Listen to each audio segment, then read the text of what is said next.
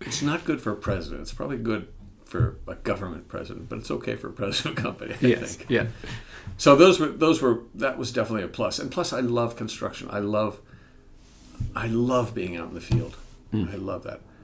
The drawback, of course, was precisely those issues. Like standardization, I've always had this negative connotation for standardization. And as we've grown our company, I've realized that standardization does have its pluses.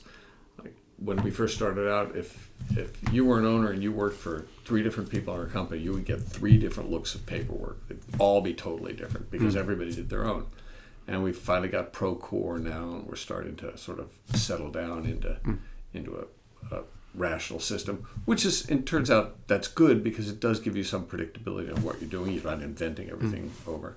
But it also solidifies the status quo, which I've always had a problem with. I always think it's important to try new things. Keep innovating. And so now we've got Procore, and we're using Procore, and everybody's really happy with Procore, and nothing ever changes. It's just Procore. So whatever new ideas people might have sort of gets swept out of the way because we have this machine that's just driving us. So it's stifled to some degree. Right. So, but it's a balancing act. It has its pluses and minuses. So, but net, it's definitely a plus, right? A net positive, would you say? I think. Okay. The jury's still out. For the project managers, it's definitely a net plus. Well, and I'll tell you this, like, I think, and I'm only saying this because I was guilty of this, right? It is unfair to, like, impose, in my case, my need for uncertainty, in excitement and non-structuredness. Like, I need non-structured or I can't do well.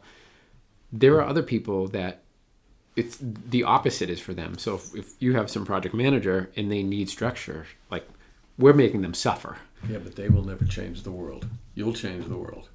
But you could go either way. You could totally crash and burn the ground at 500 miles an hour, or you could soar. But the people who are good at moving things around in a predictable way, they're valuable as hell. I wish we had more of them. But they'll never change. They'll never really change how construction is done. It requires somebody like you who's a little chaotic and who thinks a little outside of the box, who's willing to take a risk that might change how we actually do things. So that's also the negative of our company. Our company is, because I love the construction part of it, I like being involved in it. I go out to jobs a lot. I'll argue with the plumber. I'll fight with the iron worker. Just for sport. Yeah. Just to create chaos. And I'm not back in the office building a company. So one of the things we've talked about, especially as I sort of transition out of our company, is do we want, am I now a limit to what our company can do? And I think the answer to that is yes. Well, I like the honesty. Yeah. So. And now did that have to do with the Patrick becoming president? Part of it, but Patrick is more like me than he's not like me, so I'm not sure that solves the problem. But he's much more interested in building a company that's sort of rolls along and produces a predictable outcome and sort of stays within the white lines of the road. And I tend to bounce around on the shoulder a little bit too much. So, but there's no question that I am the limit to what we can do. We'll never be a $100 million company. Technically, we could be. We could build the high rises easily, but we'll never do it with me at the helm.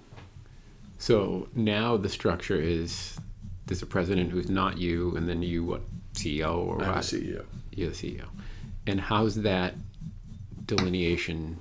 Or I should say, what does that delineation look like? Well, it's been. Is it gray, kind of, or no? I think it's pretty clear. It's pretty clear. I've tried to give Patrick plenty of running room, but people are still used to me. So when I get a lot of calls that would normally go to the president of a company, but they come to me because people know that I'm still around, and that's a challenge as well. Because I do think that you don't really know how well you're going to do until you're the final word on it. And so I'm going to try to take some time off this fall and go to California and spend some time with our kids. And Patrick will run it. I'm going to turn my phone off. And Okay.